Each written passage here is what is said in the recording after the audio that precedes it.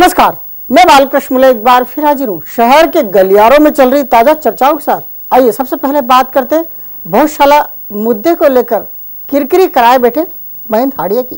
भोजशाला का मुद्दा अब शिवराज सरकार के गले की हड्डी बनता ही जा रहा है।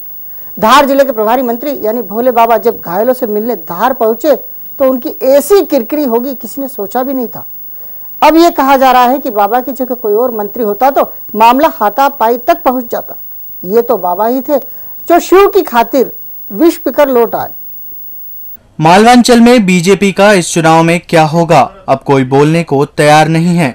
भोजशाला मुद्दा मिशन 2013 में क्या रंग लाएगा, इस विषय पर भी बहस का सिलसिला शुरू हो गया है। भोजशाला में बसंत पंचमी को जो कुछ भी हुआ, इसके बाद से हिंदू समाज अपनी पसंदीदा पार्टी बीजेपी के ही सामने आकर खड़ा हो गया है। बहुसंख्यक वर्ग ने फौरी तौर पर ही सही लेकिन प्रतीकात्मक विरोध दर्ज कराना शुरू कर दिया है। पुलिस की बर्बरता से नाराज हिंदू संगठनों से जुड़े कार्यकर्ताओं ने शिवराज सरकार के शांति दूत यानी धार के प्रभारी मंत्री महेंद्र हाड़िया के साथ जो कुछ भी किया उसे पार्टी और सरकार दोनों ने ही गंभीरता से लिया है। मुख्यमंत्री के आदेशों के चलते ही हाड़िया किरकिरी होने से हाड़िया समर्थक भी अब नाराज बताए जा रहे हैं। हाड़िया की ऐसी किरकिरी कभी उनके राजनीतिक जीवन में नहीं हुई। कोई हाड़िया को शिवराज सिंह की ढाल करार दे रहा है तो कोई बातों ही बातों में इसे सीधे मुख्यमंत्री पर वार करार दे रहा है।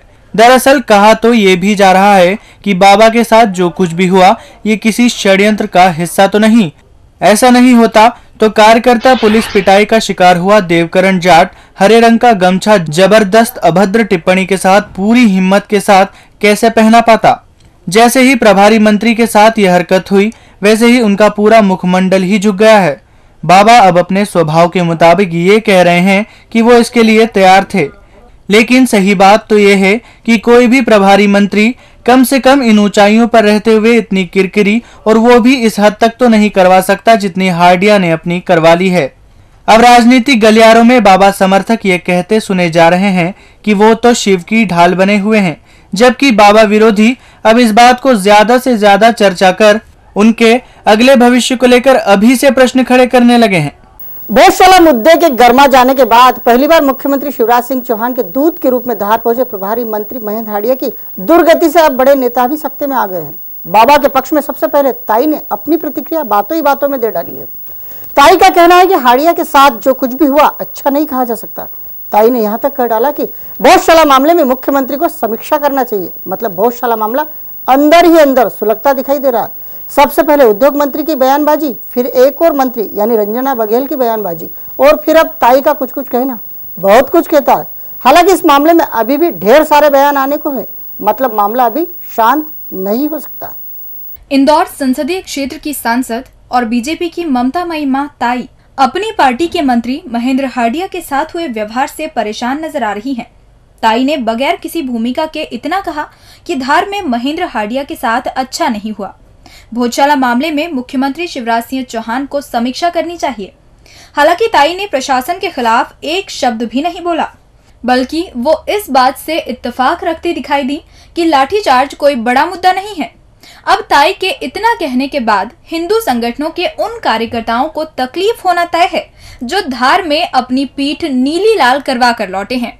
अब देखना यह है कि ताई की बात मुख्यमंत्री कितनी मानते हैं और भोजशाला मामले की समीक्षा करते हैं या नहीं। वैसे भी जानकारों को ये पता है कि सरकार किसी मामले की समीक्षा करने बैठी तो वो किसी न किसी को कटघरे में खड़ा करेगी। इस मामले में दो मंत्री पहले से बयानबाजी कर रहे हैं। ऐसे में भोजशाला का दंश सरकार का दामन जल्द छोड़ने वाला है, ये कहा नहीं जा सकता। केंद्रीय मंत्री ज्योतिरादित्य सिंधिया अब जल्द ही देवास शाजापुर संसदीय क्षेत्र के अलावा मालवा निमाड़ का तूफानी दौरा करने आ रहे हैं। सिंधिया कैबिनेट की बैठक के चलते अपना दौरा टाल चुके थे, लेकिन अब वो 24 को देवास शाजापुर होते हुए सीधे इंदौर आएंगे। महाराज के दौरे से पहले एक बार फिर सिंधिया समर्थक सक्रिय हो गए और उनके आगमन की तैयारियों में भी जुट गए हैं। देश में कम ही ऐसे राजनेता हैं जिनके आने से पहले ही उनकी चर्चा शुरू हो जाती है और जाने के सप्ताह भर बाद भी होती रहती है। प्रदेश में एक नेता हैं जिनके लिए ये बातें लिखी जा सकती हैं। ये बात हम नहीं कह रहे, बल्कि ये बातें उन गांवों के गलियारों से होते हुए शहर के गलियारों तक पहुंच रही हैं, जहां केंद्रीय मंत्री ज्योतिरादित्य सिंधिया को पहुंचना है। पहले सिंधिया का 3 दिवसीय दौरा फाइनल समझा जा रहा था। मिनट टू मिनट कार्यक्रम भी तैयार हो गया था, लेकिन अचानक कैबिनेट की बैठक ने दौरे पर पानी फेर दिया। एक बार फिर सिंधिया के 24-25 फरवरी को सोनकच्छ के अलावा देवास, शाजापुर संसदीय क्षेत्र और मालवा निमाड़ की अलग अलग विधानसभाओं में कार्यक्रम है। वैसे कहा तो ये जा रहा है कि सिंधिया इस दौरे में सरकारी योजनाओं के भूमि पूजन और शिलान्यास समारोह में हिस्सा लेंगे, लेकिन इन्हीं 2 दिनों में सिंधिया समर्थक फिर अपने नेता की ताकत को और अधिक बढ़ाएंगे। सिंधिया अभी तक आए नहीं है, लेकिन पिछले एक पखवाड़े से गांव-गांव ये चर्चा है। आम इंसान कह रहा है सिंधिया जी आएंगे, मतलब उनके आने का माहौल कांग्रेस कार्यकर्ता नहीं बना रहा, बल्कि गांव का सीधा साधा इंसान भी कह रहा है सिंधिया जी आएंगे। अब इस बात की जानकारी बीजेपी पार्टी के गलियारों तक भी पहुंच चुकी है। सिंधिया आए और एक बार चले जाएं, तो बीजेपी यानी सत्तासीन पार्टी भी वहीं जा सकती है जहां जहां सिंधिया कदम रखेंगे। मतलब गांव के गलियारों की बात हम भले ही बहुत पहले कर रहे हैं, लेकिन आपको ये बातें अगले माह समझ आ जाएंगी।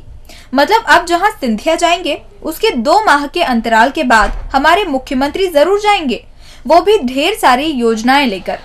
मतलब समझ गए ना, एक बार पिछड़ गए तो फिर पिछड़ते चले जाएंगे। इसीलिए सिंधिया के पीछे तो बीजेपी को लगना ही पड़ेगा, वरना बीजेपी अब अपना नगर अध्यक्ष घोषित कर दे। अब वो समय आ गया है।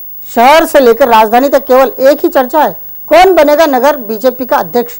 दरअसल चुनावी साल में अध्यक्ष पद की जिम्मेदारी पहले के मुकाबले अब कहीं ज्यादा महत्वपूर्ण आती जा रही है। ऐसे में पार्टी नेता भी किसी बड़े फेरबदल के पक्ष में नहीं दिखाई दे रहे हैं और यही कारण है कि शिव नाम वाले शंकर फिर आश्वस्त नजर आ रहे हैं, जबकि दूसरे और तीसरे दावेदार मधु भैया, उमेश शर्मा कतार में खड़े नजर आ रहे हैं। बीजेपी प्रदेश भर के दर्जन भर जिला अध्यक्षों की घोषणा अब जल्द ही करने वाली है। इसके लिए 19 फरवरी मंगलवार यानी शिव जयंती का मुहूर्त भी निकल चुका है। यदि सब कुछ समयानुकूल रहा तो आज ही प्रदेश के दर्जन भर जिलों को जिला अध्यक्ष मिल जाएंगे। सबसे ज्यादा चर्चा इंदौर नगर अध्यक्ष के लिए हो रही है। कहा जा रहा है कि कोई शिव नाम वाला ही नगर की कमान संभालेगा।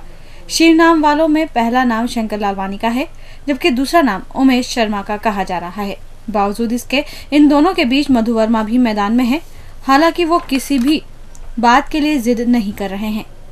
जैसे जिद उमेश शर्मा ने अध्यक्ष पद के लिए कर रखी है, कमोबेश उससे तो मधु भैया कोसों दूर कहे जा रहे हैं।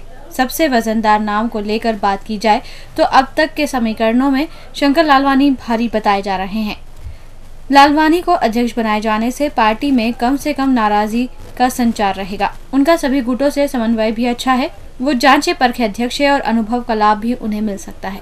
अब पार्टी दफ्तर के गलियारों में शंकर लालवानी के अध्यक्ष बनने को लेकर सबसे ज्यादा चर्चाएं हैं, लेकिन अंतिम समय में किस नेता के भाग्य का फैसला होता है, इसका इंतजार तो हमें और आपको करना ही होगा। कहते हैं एक जुबान ही है जो हजारों में बैठाती है और कुछ उल्टा पुल्टा निकल जाए तो हजारों से उठाकर सीधे घर तक बैठा आती है। अपनी जुबान से निकली एक गलत बयानी से अब प्रदेश महिला कांग्रेस अध्यक्ष अर्चना जायसवाल को कटघरे में लाकर खड़ा कर दिया है।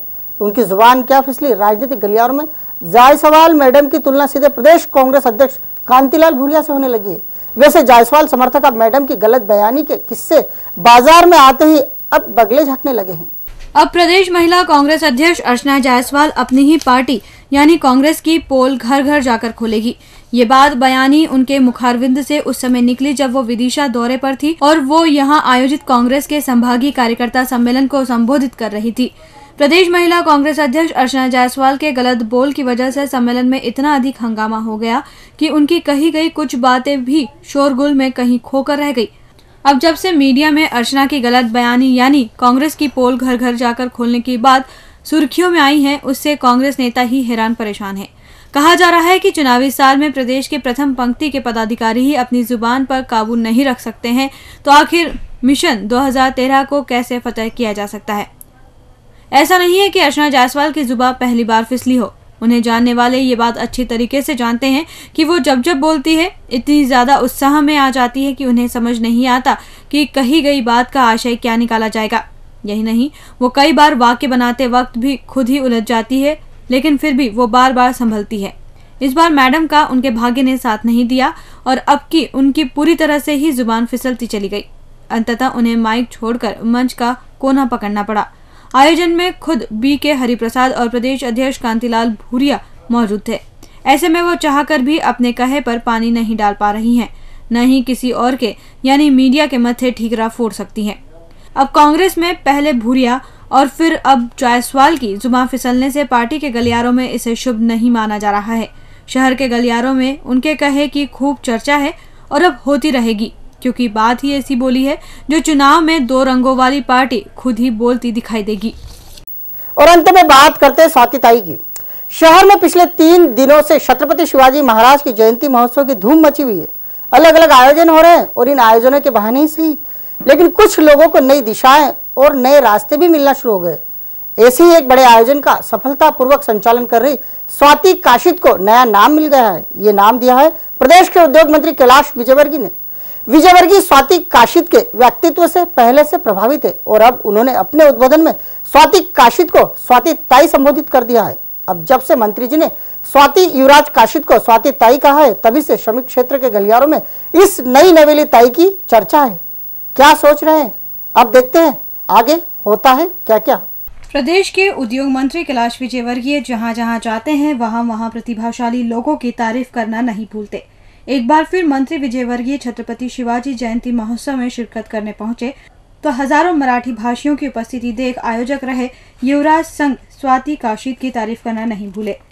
मंत्री जी भी मराठी वेशभूषा में ऐसे सजे धजे नजर आ रहे थे मानो वे महाराष्ट्र के कोई कद्दावर लीडर हो।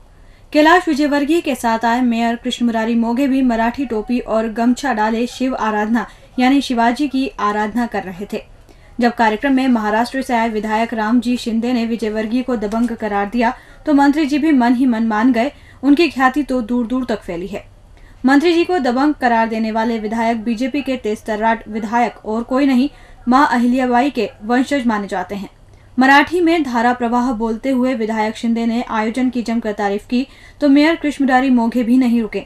उन्होंने भी शिवाजी पर मराठी भाषा में ही जमकर उद्बोधन दे डाला। लेकिन जैसे ही मंत्री विजयवर्गीय की बारी आई तो वो मराठी भाषा में ही वो बात बोल बैठे जिसके मायने ढेर सारे निकल सकते हैं। मंत्री जी ने मराठी में ही स्वाति और युवराज काशिद की जमकर पीठ थपथपाई और इन्हें लक्ष्मी नारायण की जोड़ी तक कह डाला। फिर मंत्री जी मराठी में ही स्वाति काशिद के लिए बोल बैठे, स्वाति ताईचं संचालन किती छान आहे ना। मंत्री जी के स्वाति ताई कहते ही जमकर तालियां बज उठी। इसी के साथ साथ स्वाति काशिद को नया नाम मिल गया। अब जरा स्वाति काशिद से स्वाति ताई बनी इस मोहतरमा के बारे में हम आपको कुछ बता देते हैं। स्वाति वैसे स्वर्गीय विष्णु उस्ताद यानी इंटक के पूर्व अध्यक्ष की बहू है और युवराज उस्ताद की धर्मपत्नी है। स्वाति काशिद 2 साल पहले ही महाराष्ट्र से ब्याह कर इंदौर आई हैं। स्वाति काशिद को पसंद किए जाने के पीछे उनका आध्यात्मिक होने के साथ साथ हायर एजुकेटेड होना बताया जाता है। वो एक लेखिका भी है और मराठी काव्य करना उनकी पहली पसंद बताया जाता है। यह नई नवेली स्वाति ताई हिंदी, अंग्रेजी और मराठी भाषा पर अपनी पकड़ रखती है। वो असाधारण व्यक्तित्व की धनी होने के बाद भी साधारण जीवन शैली में विश्वास रखती है। बेहद मृदुभाषी होने के कारण वो इन दिनों आकर्षण का केंद्र बनी हुई है। इस बहू को मराठी भाषियों में बेहद पसंद किया जाता है। स्वाति को इलाके में बेहद गुणवान बहू करार दिया जाता है। यही कारण है कि जब पिछली बार मंत्री विजयवर्गीय ने स्वाति काशिद को मंच संचालन करते वक्त मराठी काव्य करते सुना तो वे युवराज को कह बैठे थे, बेटे युवराज अब आप बच्चे संभालो। इस बार विजयवर्गीय ने स्वाति के लिए नए नाम का संबोधन कर दिया। मतलब अब श्रमिक क्षेत्र में एक और ताई का पदार्पण हो चुका है और स्वाति काशिद भी अब नई नवेली स्वाति ताई कहलाने वाली है। अब कहने वाले तो यही कहते हैं कि महाराष्ट्र से आने वाली बहुओं को मां अहिल्या की ये नगरी बेहद फलती है। फिर अब ये देखना भी लाजमी होगा कि स्वाति ताई कहां तक पहुंचने में सफल रहती है। फिलहाल तो ये ताई सामाजिक कार्यक्रमों में मंच पर पूरे समय नजर आ रही है। डीजी न्यूज के खास कार्यक्रम गलियारों से को आप यूट्यूब पर भी सर्च कर सकते हैं। गलियारों से के आज के अंक में फिलहाल इतना ही। ताजा खबरों के लिए आप देखते रहिए डीजी न्यूज।